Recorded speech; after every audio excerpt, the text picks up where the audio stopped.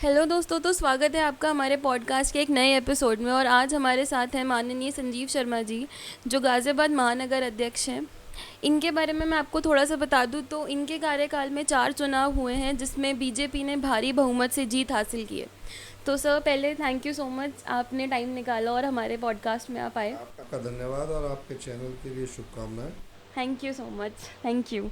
तो sir please आप थोड़ा सा आप अपना छोटा सा एक इंट्रोडक्शन, वैसे तो आपको इंट्रोडक्शन की ज़रूरत नहीं है, बट स्टिल एक छोटा सा इंट्रोडक्शन। मैं संजीव शर्मा भारतीय जनता पार्टी का महानगर अध्यक्ष हूँ गाज़ियाबाद का। और लगातार 2019 से 2024 अभी चल रहा है। मैं अभी अध्यक्ष का काम भारतीय जनता पार्टी का देख रहा हूँ। उससे पहले मैं युवा मोर्चा जो बीजेपी की यूथ विंग है उसका अध्यक्ष रहा हूँ, पार्टी का महामंत्री रहा हूँ, और भी बहुत सारे पद जो भारतीय जनता पार्टी के वो सबका निर्वहन मैंने किया है। तो सर पहले वैसे ये तो आपके छोटा सा इंट्रोडक्शन जो आपने दिया, तो सर जैसे मैंने ये तो आप अभी बीजेपी में हैं, बट आपने स्टार्टिंग अपनी की थी समाजवादी पार्टी से, तो एकदम से इतना ट्रांजिशन किया आपने समाजवादी पार्टी छोड़ के बीजेपी ज्वाइन करी। देखिए, पहले शुरू में हम लोग भारतीय जनता पार्टी में ही थे। और जब राम मंदिर का आंदोलन हुआ, उस राम मंदिर के आंदोलन में भी मैं जेल गया था। लेकिन कुछ समय के लिए, 2 साल के लिए, मैं समाजवादी पार्टी में शामिल हो गया था उस समय। लेकिन समाजवादी पार्टी का जो रवैया था, जो हिंदू विरोधी रवैया था, बहुत सारी चीज़ें ऐसी थी जिन चीज़ों को मुझे मैं पसंद नहीं करता था। और ऐसा लगता था कि ये देश के भी खिलाफ है। तो मैंने भारतीय जनता पार्टी में शामिल हुआ और भारतीय जनता पार्टी में काम करना आरम्भ किया। तो मतलब बेसिकली आपकी समाजवादी पार्टी में थिंकिंग मैच ना होने के कारण आपने वो छोड़ दिया। जी जी, बिल्कुल बिल्कुल। तो वैसे समाजवादी पार्टी में जैसे आपने बोला कि हिंदू विरोधी थे, तो ऐसा मतलब क्या क्या विरोध किस तरीके से वो करते थे। पार्टी में ज़्यादातर मुस्लिम जो कार्यकर्ता होते थे या मुस्लिम नेता होते थे, उन लोगों को प्राथमिकता देना। जो उनके यहाँ मूल वोटर्स हैं, यादव हैं, उन यादव लोगों को ज़्यादा प्राथमिकता देना। और इसी प्रकार के बहुत सारे काम जो हम लोगों को पसंद नहीं थे, और ऐसा लगता था कि ये जनता के लिए भी ठीक नहीं है, देश के लिए भी ठीक नहीं है। आजम खां साहब का बयान, बार बार बयान देना, देश के विरोध में बयान देना, धर्म के विरोध में बयान देना, तो इन सब चीज़ों से हम बहुत ज़्यादा परेशान हैं। तो सर जैसे कि ये तो मतलब आपने आपकी थिंकिंग यहाँ पे मैच हुई है तो इसीलिए, बट ऐसा तो है नहीं कि पूरी जर्नी बहुत स्मूथ रही होगी बीजेपी में भी, कभी कभी क्लैशेस तो आते ही हैं। हाँ, 2007 में 6 में हमने पार्टी ज्वाइन की। 2007 में विधानसभा का चुनाव आया। उसके बाद लगातार संघर्ष करते ही, और भारतीय जनता पार्टी में बताते भी हैं कि बड़ी मुश्किल से सब चीज़ें, लेकिन हमने दिन रात मेहनत की लगातार। उस समय पार्टी सरकार में नहीं थी, तो सरकारों के खिलाफ प्रदर्शन करना, जेल में जाना, और जनता के लिए संघर्ष करना। जो बुनियादी ज़रूरतें हैं लोगों की, उन लोगों के लिए संघर्ष करना। जो बिना वजह लोगों को थाने में बंद कर दिया जाता था, उन सब के खिलाफ, जीडीए में व्याप्त भ्रष्टाचार के खिलाफ, ये सब लगातार हम सब लोगों ने संघर्ष किया। और संघर्ष करने के बाद पार्टी ने भी हमारे संघर्ष को देखा कि लगातार 15 साल तक, 12, 13, 15 साल तक हम लोगों ने बिल्कुल सड़क पर और संगठन को मजबूती करने का काम दिया। बहुत सारे हजारों कार्यकर्ता ऐसे हैं जो मैंने युवा मोर्चा के कार्यकाल में या अपनी पार्टी के कार्यकाल में, जब मैं अध्यक्ष बना हूँ तब मैंने पार्टी का बहुत विस्तार किया। तो सर जैसे अभी तो आप अध्यक्ष हैं, महानगर अध्यक्ष हैं, पर जैसे कि मैंने सुना है कि आपने साहिबाबाद से भी टिकट के लिए आपने अप्रोच किया था, बट वो नहीं हो पाया था, तो उसका क्या कारण रहा था। देखिए, टिकट मांगना सभी कार्यकर्ताओं का अधिकार है। और जो राजनीति में है वो जन सेवा करने का एक माध्यम है। हम संगठन में लोग हैं, संगठन के लोगों की प्रशासनिक, जो प्रशासन को सुनने की क्षमता है वो अलग है। और जो जनप्रतिनिधि व्यक्ति बन जाता है तो सामने वाले अधिकारियों की, प्रशासन की मजबूरी हो जाती है कि वो उनकी बात सुने। तो इसलिए जनप्रतिनिधि बनना समाज की सेवा करने के लिए, जनता की सेवा करने के लिए बहुत आवश्यक होता है। इसलिए मैंने टिकट मांगा। और राजनीति जब करते हैं तो महत्वाकांक्षा भी सब लोगों की होती है। तो सबकी कार्यकर्ता, हम सब लोगों के लिए पार्टी का शीर्ष नेतृत्व भी कहता है कि सभी लोकतंत्र में टिकट मांगने का अधिकार सभी को है। तो इसी तहत हमने भी टिकट मांगा। वो तो सर जैसे ये तो मतलब टिकट की बात हो गई, पर जैसे आपने जन सुविधा की बात की, जन सेवा की बात की, तो सर वो उसके लिए आपने पॉलिटिक्स ही क्यों चूज़ किया? क्योंकि जन सुविधा तो हम बिना पॉलिटिक्स ज्वाइन किए भी कर सकते हैं। सबका अपना अपनी रुचि होती है। अगर आप नौकरी करेंगे तो सुबह से शाम तक नौकरी करेंगे, फिर जन सेवा कैसे कर पाएंगे? आपका अपना परिवार होगा। ये एक ऐसा फील्ड है, अगर राजनीति में आप आए हो और आपने एक ऐसा व्यवसाय शुरू किया है जिसमें आप राजनीति में भी समय दे सकते हैं। जैसे आज मैं राजनीति करता हूँ, तो राजनीति करने के साथ साथ व्यवसाय को बहुत नुकसान होता है। जो हमारा बिजनेस है, जो बहुत अच्छा ग्रोथ कर रहा था, समय न देने के कारण वो बिजनेस नुकसान में चला जाता है। तो इसलिए एक हल्की फुल्की समाज सेवा तो आप कर सकते हैं, लेकिन अगर फुल टाइम आप समाज सेवा करेंगे तो आपको फिर एक ही चीज़ को चुनना होगा, या तो राजनीति को या व्यवसाय। और सर जैसे ये तो आपकी पर्सनल लाइफ की बात हो गई, मतलब पर्सनल इन द सेंस कि आपकी पॉलिटिकल लाइफ के बारे में बात हो गई। पर अगर हम बात करें कि जैसे जो अभी इलेक्शंस हुए थे, तो उसमें इतना डाउनफॉल गया, तो उसके बारे में आपका पर्सनल पॉइंट ऑफ व्यू क्या है कि इतना, जैसे लोग कह रहे हैं कि इस बार का इलेक्शन जो है वो जातिवाद की भेंट चढ़ गया, तो आपके अकॉर्डिंग क्या उसका रीज़न रहा है? देखिए, आपने रीज़न एक तो अपने आप ही बताया है। जब जातिवाद शुरू होता है तो एक कोई शुरू करता है, लेकिन धीरे धीरे सब खेमों में बढ़ जाते हैं। जब एक जाति ने शुरू किया तो बाकी जाति के लोग भी अपने अपने जो चुनाव लड़ रहे हैं उनके पीछे जाकर खड़े हो जाते हैं। दूसरा कारण ये है कि बसपा का वोटर जो है वो समाजवादी पार्टी पर चला गया। पिछली बार जितनी वोट गाजियाबाद में मिली थी उतनी ही वोट अब की बार भी मिली है। जैसे महेश शर्मा, डॉक्टर महेश शर्मा नोएडा में है, उनको 8,58,000 वोट मिला है, और हमारे जो गाजियाबाद के प्रत्याशी हैं अतुल गर्ग, उन्हें 8,54,000 वोट मिला है। लेकिन वो 8,58,000 वोट पाकर डॉक्टर महेश शर्मा 5 लाख से ज़्यादा वोटों से जीते हैं, और अतुल गर्ग जी 3.5 लाख वोटों से जीते हैं। उसका मेन कारण ये है कि जो बहुजन समाज पार्टी का वोट है वो गाजियाबाद में समाजवादी पार्टी को ट्रांसफ़र हो गया, कांग्रेस को ट्रांसफ़र हो गया, और वहाँ का जो वोट है नोएडा का, वो वोट ट्रांसफ़र नहीं हो पाया, जिसकी वजह से वहाँ पर 2.5 लाख पर दोनों लड़े। यहाँ पर 79,000 बहुजन समाज पार्टी के उम्मीदवार को केवल मिला। जो उनका 2 लाख 2.5 लाख वोट था वो कांग्रेस को शिफ्ट हो गया। अगर वो 2-2.5 लाख वोट ये ले जाते बसपा के लोग, तो यहाँ के प्रत्याशी भी 5.5 लाख वोटों से। तो सर जैसे कि जैसे आप बोल रहे हैं कि मैंने ठीक बोला कि जातिवाद की भेंट चढ़ा, तो सर ऐसे जातिवाद की भेंट चढ़ा तो अयोध्या से भी मतलब क्यों इतना डाउनफॉल रहा? देखो, अयोध्या में जहाँ प्रॉपर की बात करेंगे तो अयोध्या विधानसभा से हम 4,000 वोटों से जीत कर आए हैं। लेकिन अयोध्या लोकसभा के अंतर्गत समीकरण इस प्रकार का है कि वहाँ पर समाजवादी पार्टी की वोट काफ़ी बड़ी संख्या में, और इस बार इन्होंने बहुत इंटेलिजेंट तरीके से टिकट बांटे हैं समाजवादी पार्टी ने, और उन्होंने जिस प्रत्याशी को टिकट दिया है वो पासी समाज से आता है। वहाँ पर मुस्लिम वोट, यादव वोट और 2 लाख से ज़्यादा पासी वोट थे। तो जो वोटों का इक्वेशन है, वो वोटों के इक्वेशन के आधार पर वहाँ पर वो चुनाव जीत गए। ऐसा नहीं है कि वहाँ पर अयोध्या के लोगों का मन नहीं था या अयोध्या के लोग खिलाफ थे, लेकिन जब जातिगत समीकरण देखते हैं कि कौन सी पार्टी की वोट कितनी, वो पासी वोट हमें मिलता रहा है।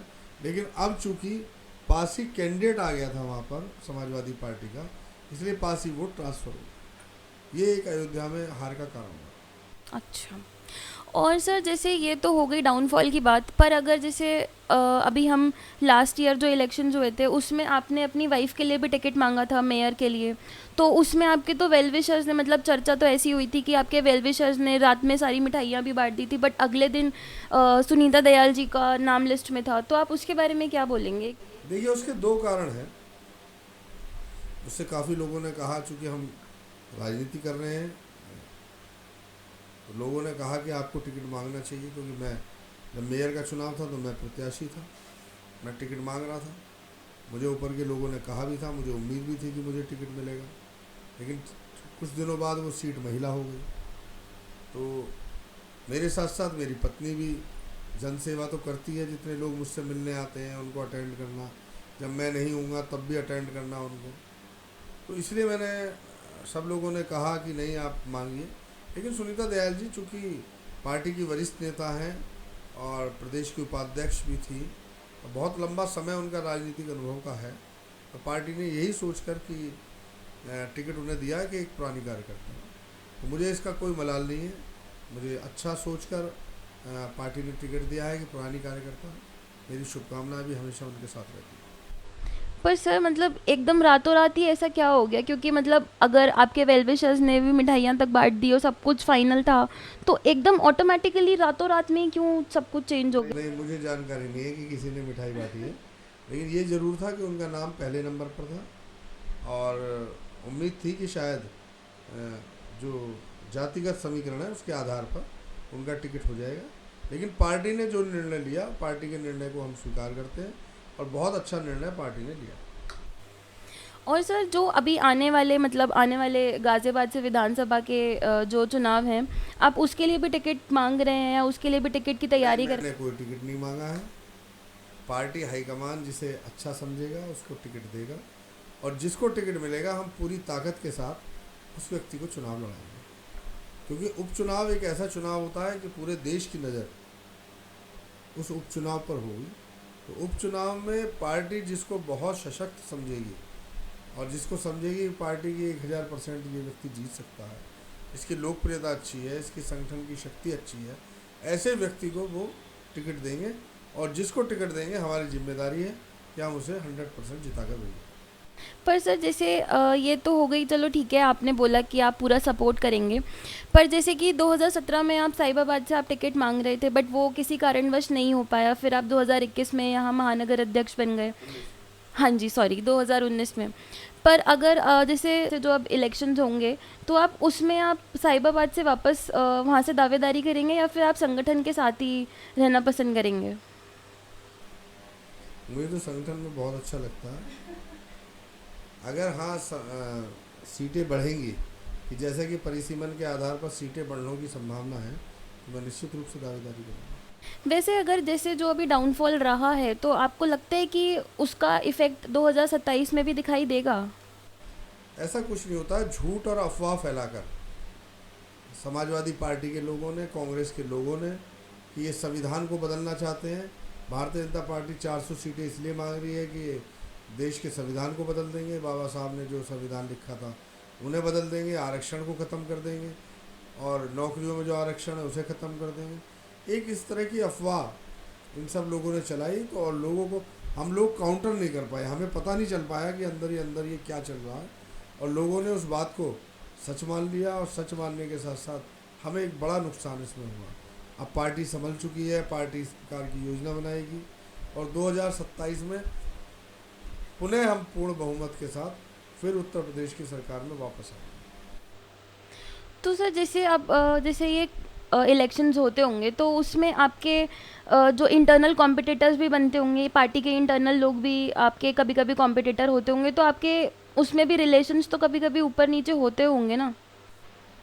देखिए, मैं 2019 से जब से कमान संभाली है, उससे पहले मैंने 2019 के बाद मैंने ये प्रयास किया है कि मैं सबको समान भावना के साथ लेकर चलूँ, और मैं इसमें काफ़ी हद तक सफल भी हुआ हूँ।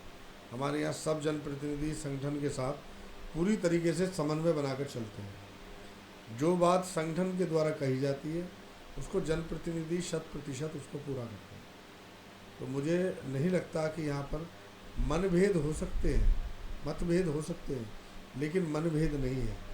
सब लोगों का हमारा मन यही है कि भारतीय जनता पार्टी जीते, और जिसको प्रत्याशी बनाकर किसी भी चीज़ में, चाहे पार्षद में, चाहे मेयर में, चाहे विधायक में, चाहे सांसद में, जो लोगों को जो पार्टी तय करके भेज दे, उसको हम सब लोग 100% देकर अपना चुनाव जिताने का काम करते हैं। तो जैसे सर आप बोल रहे हैं कि मनभेद नहीं हो सकते, बट सर जो मतलब एमपी थे जनरल वीके सिंह, उन वो 10 साल तक उन्होंने मतलब पूरा संभाला सब कुछ, और बेसिकली आपके ऊपर ही वो चार्ज थे कि भाई आप ही को सब कुछ संभालना है। तो ऑटोमेटिकली ऐसा क्या हुआ कि ऑल ऑफ सडन कि आप बिल्कुल उनके अगेंस्ट में हो गए? नहीं, मैं अगेंस्ट में नहीं हुआ ना, हमारी कोई राय हमसे पूछी गई, लेकिन जनरल साहब ने काम बहुत अच्छे किए थे अब पार्टी ने क्यों उनका टिकट काटा है, पार्टी ने क्यों नया उम्मीदवार लिया, ये पार्टी नेतृत्व का विषय है, ये हमारा विषय नहीं है। संगठन ने उन्हें जब बुलाया वो आए, और संगठन के लोगों ने भी उन्हें पूरी तरीके से, गाज़ियाबाद के लोगों ने, संगठन के लोगों ने, क्योंकि 2014 में वो आए तब वो किसी को नहीं जानते थे, केवल भारतीय जनता पार्टी के सभी कार्यकर्ताओं ने मिलकर उन्हें पूरे देश के अंदर दूसरे नंबर पर 5,67,000 वोटों से जिताने का काम किया। दूसरी बार जब सपा और बसपा का गठबंधन था और पूरे प्रदेश में, देश में ये लग रहा था कि एक बहुत मजबूत गठबंधन है, तब भी हमने 5,01,000 वोटों से उन्हें जिताने का काम किया। उसके बाद उन्होंने भी काम गाज़ियाबाद के विकास के लिए किया। पार्टी का जो निर्णय है, ऐसा नहीं है कि मैं उनके कोई व्यक्तिगत रूप से कोई खिलाफ हूँ। अगर कोई बात रहती है तो संगठन की कोई बात रहती है, वैसे हम लोग कोई उनके खिलाफ नहीं। मतलब मन में कोई प्रॉब्लम नहीं है, जो भी है वो प्रोफेशनल ही है, बस प्रोफेशनली होता है, जो भी काम है, काम के प्रति, संगठन के कार्यक्रमों के प्रति, उसी का है। और सर इसके अलावा जैसे ये तो आज तक के आपके जर्नी की बात हो गई, पर आपका फ्यूचर प्लान क्या है, कि फ्यूचर गोल क्या है, कि आप नेक्स्ट किस पद के लिए आप ट्राई करना चाहते हैं, या आप किस बेसिकली आपका एम क्या रखते हैं आप? एम तो यही है कि तेरी तेरा वैभव अमर रहे माँ, हम दिन चार रहे ना रहे। हम भारत माता को विश्व गुरु की गद्दी पर बैठाना चाहते हैं। हम चाहते हैं कि भारत माता का वैभव फैले, पूरे विश्व के अंदर भारत का नाम हो, भारत के नागरिकों का नाम हो, और इस काम को केवल नरेंद्र मोदी जी कर सकते हैं। हमारे जो नागरिक थे, जो विदेशों में रहते थे, उन्हें दोयम दर्जे का समझा जाता था। हमारे मुख्यमंत्री, प्रधानमंत्रियों को वीज़ा नहीं दिया जाता था, उनकी तलाशी होती थी। लेकिन आज देश इतना सुदृढ़ हो गया है कि चाहे यूएस का राष्ट्रपति हो, चाहे रशिया का राष्ट्रपति हो, चाहे ऑस्ट्रेलिया का राष्ट्रपति हो, सब लोग प्रोटोकॉल तोड़कर मोदी जी को रिसीव करने के लिए जाते हैं। तो ये जितने हम भारत के लोग हैं, ये सब हम लोगों की एक ताकत है। तो ये ताकत तभी है जब प्रधानमंत्री नरेंद्र मोदी जैसे व्यक्तित्व हमारे देश का नेतृत्व करें। तो मेरा यही है कि भारत का विकास हो, हमारी जो आने वाली पीढ़ी है, वो आने वाली पीढ़ी बहुत सुदृढ़ बने, बहुत मजबूत बने, और पूरे देश में, पूरे विश्व में हमारे जो युवा हैं उनका डंका हो जाए। तो जैसे कि अभी जैसे नरेंद्र मोदी जी की बात हो ही गई है, तो अब जैसे 3 बार तो वो प्रधानमंत्री रहे ही हैं, बट इस बार जो प्रधानमंत्री, जो इस बार वो गवर्नमेंट बनी है, वो गठबंधन की सरकार बनी है। तो अगर आपको लगता है कि अगर जैसे बार बार ये बात सुनने में आ रही है न्यूज़ वगैरह में भी कि बिहार से अगर नीतीश जी ने अपना पीछे कर लिया हाथ, तो बड़ी दिक्कत हो जाएगी, गवर्नमेंट गिर जाएगी, तो ऐसा क्या नेक्स्ट ईयर, मतलब next year in the sense कि जब अगले साल चुनाव होंगे प्रधानमंत्री जी के लिए, तो वो वापस से ऐसी कोई प्रॉब्लम फेस करनी पड़ेगी? हमारे पास इतना पर्याप्त बहुमत है कि अगर नीतीश जी भी वापस लेंगे तो कोई दिक्कत। वैसे नीतीश जी वापस नहीं लेंगे, बहुत समझदार लोग हैं, उन्हें बिहार का विकास चाहिए, तो बिहार का विकास निश्चित रूप से केंद्र सरकार बहुत करेगी। लेकिन मोदी जी और अमित शाह जी बहुत ही मजबूत इरादे वाले व्यक्तित्व हैं, हमें उन पर शक या डरने की कोई आवश्यकता नहीं है। तब तक वो हैं, निश्चित रूप से सरकार चलेगी, और जो वो फैसले लेंगे देश के हित में, उसको सभी हमारे जो सहयोगी दल हैं उन फैसलों को मानेंगे। Thank you sir. और एक चीज़ और मेरे को पूछनी है फाइनली, एक छोटा सा मैं चाहती हूँ कि आप आज की यूथ के लिए कोई मैसेज आप दो, कि मतलब जो इतना ज़्यादा ऊंच नीच लोग नशे वशे में घुस जाते हैं, तो उनके लिए आप क्या मैसेज दोगे? देश के युवाओं के लिए सबसे ज़्यादा तो यही है कि वो मोबाइल का इस्तेमाल कम करें। मोबाइल का इस्तेमाल, वो कहीं भी जाते हैं, मैं अपने घर में भी देखता हूँ बच्चों को, तो बात नहीं करते हैं कहीं भी, और सब अपने अपने मोबाइल्स, अपने अपने आईपैड लेकर सब अपने में बैठते हैं। तो वो जो रिश्ते थे, वो रिश्ते धीरे धीरे ख़त्म होते जा रहे हैं। आजकल वैसे ही मामा का, बुआ का, मौसी का रिश्ते, जब हम 2 बच्चे रह जाते हैं तो वो रिश्ते वैसे ही कम हो जाते हैं। तो इन रिश्तों को प्रगाढ़ करें हम सब लोग, और जितने भी यूथ हैं वो मोबाइल की एक्टिविटी के साथ साथ, आईटी की एक्टिविटी के साथ साथ वो फिज़िकल एक्टिविटी भी करें, स्पोर्ट्स में भी ध्यान दें। तो हम छोटे थे तो दोपहरी में लू चलती थी और हम पूरे दिन क्रिकेट खेलते थे, मुंह लाल हुआ कर रहता था, लेकिन उसके बाद भी बड़ा मज़ा आता था, गर्मी का पता नहीं चलता। आजकल हम सब लोग एसी के आदी हो गए हैं, हम सब लोग मोबाइल के आदी हो गए हैं। इस नकली दुनिया को छोड़कर हमें असली दुनिया का भी स्वाद लेना चाहिए। हमें वृक्षारोपण करना चाहिए, जिससे एसी वगैरह की हमें आवश्यकता कम पड़े और हम एक मजबूत शक्ति के साथ और मजबूत शरीर के साथ हम जो देश का भी विकास करें और अपना भी विकास करें। Thank you so much sir, thank you so much, आपने टाइम निकाला और हमारे पॉडकास्ट के लिए आपने मतलब थोड़ा टाइम निकाल के हमारे पॉडकास्ट में आप आए। Thank you so much sir, thank you.